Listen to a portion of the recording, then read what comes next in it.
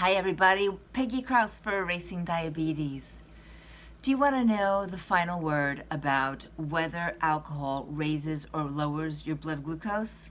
Let's talk about it. So my advice to you is do not drink alcohol. The National Cancer Institute has issued recommendation that because alcohol raises your risk for cancer, you shouldn't drink alcohol. People with diabetes have a higher risk for cancer as it is.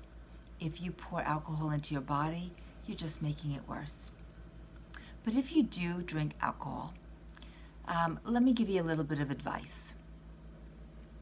So, alcohol competes in the liver with another process that the liver does to make sugar, right? It makes glucose to keep blood glucose at a steady level. So if you're drinking alcohol, it can't do that. So if you're drinking alcohol and the liver is processing the alcohol, it can't make glucose, so your glucose levels are actually lower than if you hadn't had the alcohol. And while that seems like a good thing, over time, that can actually impair the liver to do its job properly.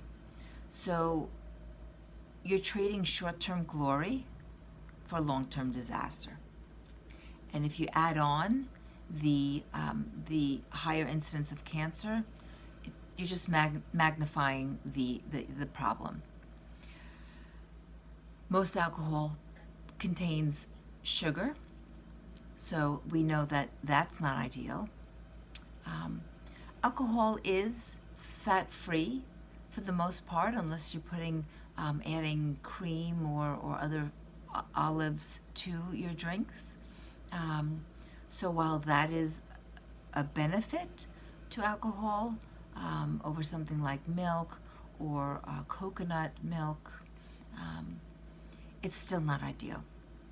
So what my recommendation would be is to not drink. But if you do drink, keep the limit, keep your amount down. Keep it to one drink. Don't go overboard. Make sure that you eat something with that alcohol, preferably vegetable of some kind, maybe a leafy green, or maybe you can have some beans on the side. Drink it with dinner or drink it with food. This way it'll slow down the absorption of the alcohol, and the sugar that's in the alcohol won't spike your blood glucose.